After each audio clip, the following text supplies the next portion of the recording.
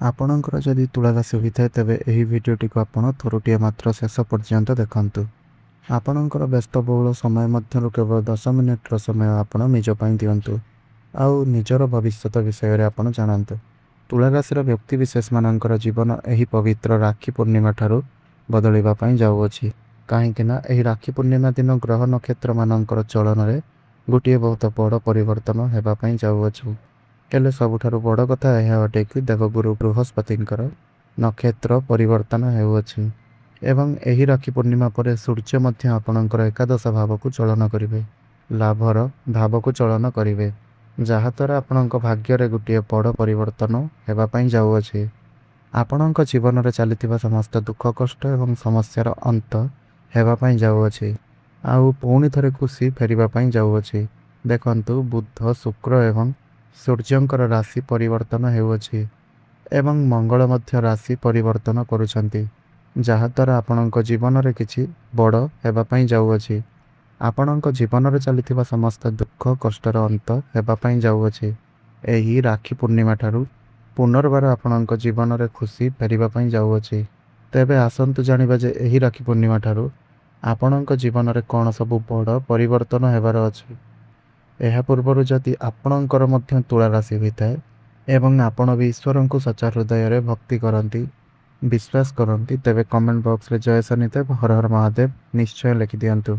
ଆପଣମାନେ ମୋ କଥାରେ ଏକମତ ହେବେ ଯେ ଦୀର୍ଘ ଦିନ ଧରି ଆପଣଙ୍କର ସ୍ୱାସ୍ଥ୍ୟଗତ ସମସ୍ୟା ରହୁଥିଲା, କାହିଁକିନା ଗୁରୁ ଆପଣଙ୍କର ଷଷ୍ଠ ଭାବର ଅଧିପତି ହୋଇକରି ଆପଣଙ୍କର ଲଗ୍ନକୁ ଦେଖୁଛନ୍ତି, ଯାହାଫଳରେ ଆପଣଙ୍କର ଟିକେ ସ୍ୱାସ୍ଥ୍ୟଗତ ସମସ୍ୟା ଦେଖାଦେଉଥିଲା।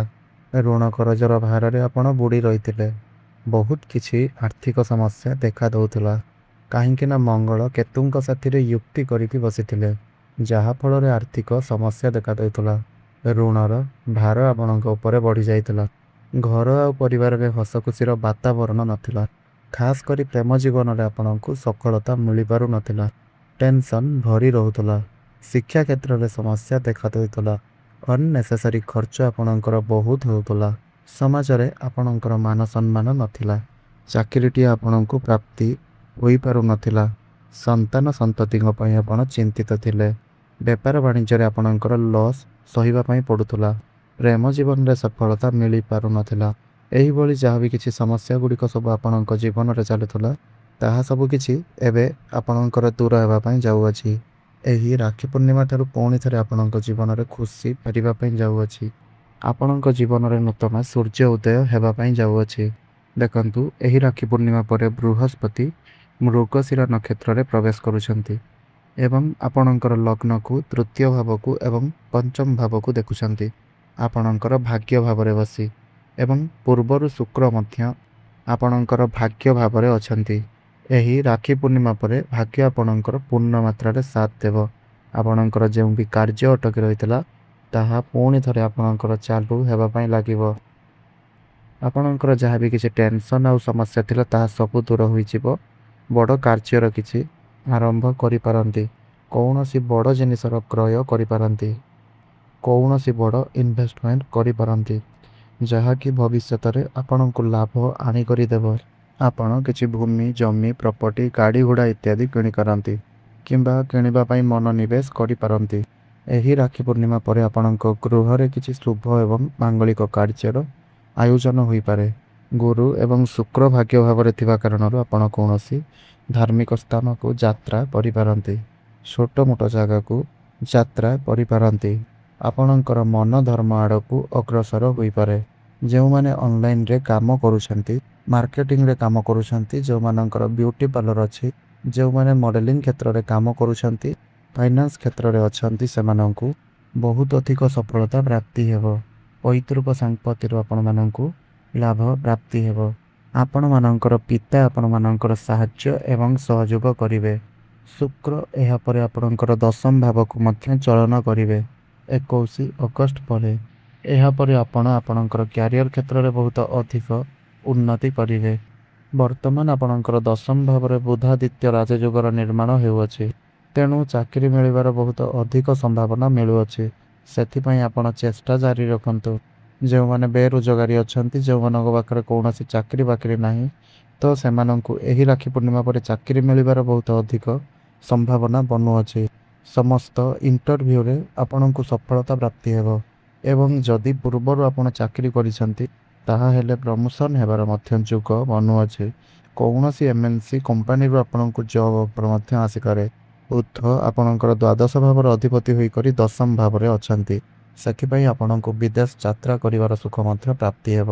ଆପଣ ଆପଣଙ୍କର କାମକୁ ନେଇ ବିଦେଶକୁ ଯାତ୍ରା ମଧ୍ୟ କରିପାରନ୍ତି। ଇନପୁଟ ଏକ୍ସପୋର୍ଟ କାମରେ ଆପଣଙ୍କୁ ସଫଳତା ମଧ୍ୟ ପ୍ରାପ୍ତି ହେବ। ବୈଦେଶିକ କାର୍ଯ୍ୟଗତିରେ ଆପଣଙ୍କୁ ସଫଳତା ବି ପ୍ରାପ୍ତି ହେବ। ଏହାପରେ 17 ଅଗଷ୍ଟକୁ ସୂର୍ଯ୍ୟ ଆପଣଙ୍କର ଲାଭ ଭାବକୁ ଚଳନ କରିବେ, ନିଜର ସ୍ୱରାଶିକୁ ଚଳନ କରିବେ। ତ ଲାଭ ଭାବ ମାନେ ଆପଣଙ୍କର ଇଚ୍ଛାର ପୂର୍ତ୍ତି ହେବ।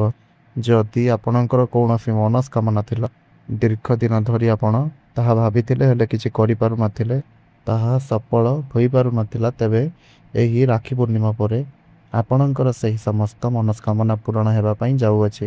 ଯେଉଁମାନେ ସେୟାର ମାର୍କେଟ, ଷ୍ଟକ୍ ମାର୍କେଟ ଆଉ ଟ୍ରେଡିଂରେ କାମ କରୁଛନ୍ତି ସେମାନଙ୍କୁ ଆକସ୍ମିକ ଭାବରେ ଲାଭ ପ୍ରାପ୍ତି ହେବାର ଯୁଗ ବନୁଅଛି। ବଡ଼ ଭାଇ ଭଉଣୀମାନଙ୍କର ସମ୍ପର୍କରେ ମଧୁରତା ଆସିବ। ବଡ଼ ଭାଇ ଭଉଣୀମାନେ ଆପଣଙ୍କୁ ସପୋର୍ଟ କରିବେ ସମସ୍ତ କାମରେ। ସବୁ ଦିଗରୁ ଆପଣଙ୍କୁ ଲାଭ ହିଁ ଲାଭ ପ୍ରାପ୍ତି ହେବ। ଯାହା ବି ସବୁ କିଛି ଆପଣଙ୍କର ଆର୍ଥିକ ସମସ୍ୟା ରହିଥିଲା ତାହା ଦୂର ହୋଇଯିବ। କିନ୍ତୁ ଏଠାରେ ଆପଣ ଗୋଟିଏ କଥାର ଧ୍ୟାନ ରଖନ୍ତୁ, ସୂର୍ଯ୍ୟ ଲାଭ ଭାବକୁ ଗଲେ ଆପଣଙ୍କୁ ତ ସମସ୍ତ କ୍ଷେତ୍ରରୁ ଲାଭ ପ୍ରାପ୍ତି ହେବ, କିନ୍ତୁ ମଙ୍ଗଳ ଆପଣଙ୍କର ବ୍ୟୟ ଭାବରେ ଥିବାରୁ ଆପଣ ଯେତିକି ଲାଭ କରିବେ ସେହି ଅନୁସାରେ ଆପଣଙ୍କର ଖର୍ଚ୍ଚ ମଧ୍ୟ ହୋଇପାରେ। ଭଲ ଭାବରେ ଖର୍ଚ୍ଚ ହୋଇପାରେ, ଭଲ ୱେରେ ଖର୍ଚ୍ଚ ହୋଇପାରେ। ତେଣୁ ଚିନ୍ତା କରିବାର କୌଣସି ଆବଶ୍ୟକତା ନାହିଁ। କୌଣସି ଧାର୍ମିକ କାର୍ଯ୍ୟରେ ଆପଣଙ୍କର ପଇସା ମଧ୍ୟ ଖର୍ଚ୍ଚ ହୋଇପାରେ। ଦେଖନ୍ତୁ, ଗୁରୁ ଆପଣଙ୍କର ଭାଗ୍ୟ ଭାବରେ ବସି ଆପଣଙ୍କର ପଞ୍ଚମ ଭାବକୁ ଦେଖୁଛନ୍ତି। ତ ପଞ୍ଚମ ଭାବଟି ଆପଣଙ୍କର ପ୍ରେମ ଜୀବନ ଏବଂ ଶିକ୍ଷା କ୍ଷେତ୍ରର ଭାବ ହୋଇଥାଏ। ତ ଗୁରୁ ନକ୍ଷତ୍ର ପରିବର୍ତ୍ତନ କରୁଛନ୍ତି, ତ ଏହାର ମାନେ ହେଉଛି ଆପଣ ଆପଣଙ୍କ ପ୍ରେମ ଜୀବନରେ ସଫଳତା ପ୍ରାପ୍ତି କରିବେ। ପ୍ରେମ ଜୀବନରେ ଯଦି କିଛି ସମସ୍ୟା ଲାଗି ରହିଥିଲା କିମ୍ବା ଆପଣଙ୍କର କଥାବାର୍ତ୍ତା ବନ୍ଦ ହୋଇଯାଇଥିଲା, ବ୍ରେକଅପ୍ ଇତ୍ୟାଦି ହୋଇଯାଇଥିଲା, ତାହେଲେ ପୁଣି ଥରେ କଥାବାର୍ତ୍ତା ଆରମ୍ଭ ହୋଇପାରେ। ପ୍ୟାଚଅପ୍ ହେବାର ମଧ୍ୟ ସମ୍ଭାବନା ବନୁଅଛି। ଆଉ ଯେଉଁମାନେ ସିଙ୍ଗିଲ୍ ଅଛନ୍ତି ସେମାନଙ୍କୁ ଆକସ୍ମିକ ଭାବରେ ନୂତନ ପାର୍ଟନର ମିଳିପାରନ୍ତି, ଯାହାକି ଆପଣ ଚିନ୍ତା ମଧ୍ୟ କରିନଥିବେ। ଆପଣଙ୍କର ଭଲ ପାଇବା ବିବାହର ରୂପ ମଧ୍ୟ ନେଇପାରେ।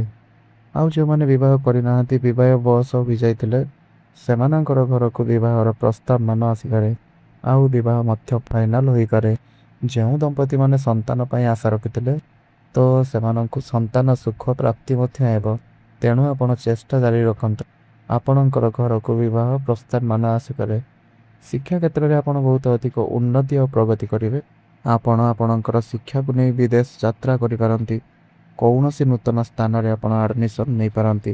ଶିକ୍ଷା କ୍ଷେତ୍ରରେ ଆପଣ କିଛି ବଡ଼ ଡିସିସନ୍ ନେଇପାରନ୍ତି। କୌଣସି ଫର୍ମ ଫିଲ୍ଅପ୍ କରିପାରନ୍ତି। ବର୍ତ୍ତମାନ ସୂର୍ଯ୍ୟ ଆପଣଙ୍କର ଦଶମରେ ଥିବାରୁ ଯଦି ଆପଣଙ୍କର କିଛି କମ୍ପିଟେଟିଭ୍ ଏକ୍ଜାମ୍ ଅଛି, ପ୍ରତିଯୋଗିତାମୂଳକ ପରୀକ୍ଷା ରହିଛି, ତେବେ ସେଥିରେ ଆପଣ ନିଶ୍ଚିନ୍ତ ଭାବରେ ଉତ୍ତୀର୍ଣ୍ଣ କରିବେ। ଏବଂ ଶନି ମଧ୍ୟ ବକ୍ରି ଚଳନ କରୁଛନ୍ତି। ଶନିଙ୍କର ବଳ ଏବେ ବଢ଼ିଯାଇଛି। ତେଣୁ ପ୍ରେମ ଜୀବନରେ ଏବଂ ଶିକ୍ଷା କ୍ଷେତ୍ରରେ ଆପଣଙ୍କୁ ବହୁତ ଅଧିକ ସଫଳତା ପ୍ରାପ୍ତି ହେବ। ଶନି ଷଷ୍ଠ ଭାବରେ ବକ୍ରି ହେଉଛନ୍ତି। ଯଦି ପୂର୍ବରୁ ଆପଣ କିଛି ଋଣ ନେଇଥିଲେ, କରଜ ନେଇଥିଲେ, ତେବେ ସେହି ଋଣ କରଜରୁ ବର୍ତ୍ତମାନ ଆପଣଙ୍କୁ ମୁକ୍ତି ମିଳିଯିବ। ଯଦି ଆପଣଙ୍କର କେହି ଶତ୍ରୁ ଥିଲେ ଆଉ ଆପଣଙ୍କର କିଛି କ୍ଷତି କରିବାକୁ ଚାହୁଁଥିଲେ, ତାହେଲେ ସମସ୍ତ ଶତ୍ରୁମାନଙ୍କ ଠାରୁ ଆପଣଙ୍କୁ ମୁକ୍ତି ମିଳିଯିବ। ଷଷ୍ଠ ଭାବ ଯାହାକୁ ଚାକିରିର ଭାବ ମଧ୍ୟ ହୋଇଥାଏ, ଆପଣଙ୍କୁ ଚାକିରି ମିଳିବାର ବହୁତ ଅଧିକ ସମ୍ଭାବନା ମଧ୍ୟ ବନୁଅଛି। ତେଣୁ ଆପଣ ଚେଷ୍ଟା ଜାରି ରଖନ୍ତୁ। ଆପଣଙ୍କୁ ସମୟ ସମୟରେ ଆକସ୍ମିକ ଧନ ଲାଭ ମଧ୍ୟ ହୋଇପାରେ। ଯେଉଁମାନେ ରିସର୍ଚ୍ଚ କ୍ଷେତ୍ରରେ ଅଛନ୍ତି, ସାଇଣ୍ଟିଷ୍ଟ କ୍ଷେତ୍ରରେ ଅଛନ୍ତି, ଆଷ୍ଟ୍ରୋଲୋଜର ଅଛନ୍ତି, ସେମାନଙ୍କୁ ସେମାନଙ୍କ କାମରେ ବହୁତ ଭଲ ସଫଳତା ପ୍ରାପ୍ତି ହେବ। ଆକସ୍ମିକ ଧନ ମଧ୍ୟ ପ୍ରାପ୍ତି ହେବ। ମଙ୍ଗଳ ଆପଣଙ୍କର ଦ୍ୱାଦଶ ଭାବରେ ଥିବାରୁ, କେତୁଙ୍କ ଠାରୁ ମୁକ୍ତ ହୋଇଥିବାରୁ ବେପାର ବାଣିଜ୍ୟରେ ଆପଣଙ୍କୁ ବହୁତ ଅଧିକ ସଫଳତା ପ୍ରାପ୍ତି ହେବ। କିଛି ନୂତନ ବେପାର ବାଣିଜ୍ୟ ଆପଣ ଆରମ୍ଭ କରିପାରନ୍ତି। ନୂତନ ଆଇଡ଼ିଆ ଆପଣଙ୍କର ମନକୁ ଆସିପାରେ। ନୂଆ ନୂଆ କଷ୍ଟମର ଆପଣଙ୍କ ପାଖକୁ ଆସିପାରନ୍ତି। ପାର୍ଟନରସିପ୍ରେ ଆପଣ କିଛି ବେପାର ବାଣିଜ୍ୟ ମଧ୍ୟ ଆରମ୍ଭ କରିପାରନ୍ତି। ବୈବାହିକ ଦାମ୍ପତ୍ୟ ଜୀବନ ମଧ୍ୟ ବହୁତ ଭଲ ରହିବ। ଆପଣ ଦୁଇଜଣ ମିଶିକି କିଛି ବଡ଼ ପ୍ଲାନିଂ କରିପାରନ୍ତି, ଫ୍ୟାମିଲି ପ୍ଲାନିଂ କରିପାରନ୍ତି। ଆପଣଙ୍କ ଘରକୁ କୌଣସି ଖୁସିର ଖବର ମିଳିପାରେ। ଆପଣଙ୍କ ବାଣୀରେ ମଧୁରତା ଆସିବ। ଲୋକମାନେ ଆପଣଙ୍କ ବାଣୀ ଦ୍ୱାରା ଆପଣଙ୍କ ଆଡ଼କୁ ଆକର୍ଷିତ ହେବେ। ଘର ପରିବାରରେ ଯଦି ପୂର୍ବରୁ କଳି ଝଗଡ଼ା ଲାଗି ରହୁଥିଲା ତେବେ ସେଥିରେ ଶାନ୍ତ ଆସିବ। ଘରର କଳି ଝଗଡ଼ା ଦୂର ହୋଇଯିବ। ତେବେ ମୋଟାମୋଟି ଦେଖିବା ପାଇଁ ଗଲେ ଏହି ରାକ୍ଷୀ ପୂର୍ଣ୍ଣିମା ପରେ ତୁଳା ରାଶିର ବ୍ୟକ୍ତିବିଶେଷମାନେ ସମସ୍ତ କ୍ଷେତ୍ରରେ ଉନ୍ନତି କରିବା ପାଇଁ ଯାଉଛନ୍ତି। ତାହା ଶିକ୍ଷା କ୍ଷେତ୍ରରେ ହେଉ, ଭାଗ୍ୟରେ ହେଉ, କ୍ୟାରିୟରରେ ହେଉ କିମ୍ବା ବିଜନେସ୍ କ୍ଷେତ୍ରରେ ହେଉ, ସମସ୍ତ କ୍ଷେତ୍ରରେ ଉନ୍ନତି କରିବା ପାଇଁ ଯାଉଛନ୍ତି। ଅଧିକ ଶୁଭଫଳ ପ୍ରାପ୍ତି କରିବା ପାଇଁ ଶୁକ୍ରଙ୍କର ବୀଜ ମନ୍ତ୍ରର ଜପ ଅବଶ୍ୟ କରନ୍ତୁ। ଓଂ ଦ୍ରାଂ ଦ୍ରିଂ ଦ୍ରୌଂ ସ୍ୱଃ ଶୁକ୍ରାୟ ନମଃ 108 ଥର ପ୍ରତ୍ୟେକ ଦିନ ଜପ କରନ୍ତୁ। ଶୁଭ ଫଳ ପ୍ରାପ୍ତି ହେବ। ପ୍ରତ୍ୟେକ ଗୁରୁବାର ଦିନ କଦଳୀ ଗଛ ମୂଳରେ ହଳଦୀ ପାଣି ଅର୍ପଣ କରନ୍ତୁ। ମା ଲକ୍ଷ୍ମୀଙ୍କର ଆରାଧନା କରିବା ସହିତ ମହାଦେବଙ୍କର ମଧ୍ୟ ଆରାଧନା କରନ୍ତୁ। ଆଉ ପ୍ରତ୍ୟେକ ଦିନ ସନ୍ଧ୍ୟାରେ ହନୁମାନ ଚାଳିଶାର ପାଠ କରନ୍ତୁ। ଶୁଭ ଫଳ ପ୍ରାପ୍ତି ହେବା ସହିତ ଆପଣଙ୍କ ଭାଗ୍ୟରେ ଉନ୍ନତି ଆସିବ। ଧନ୍ୟବାଦ।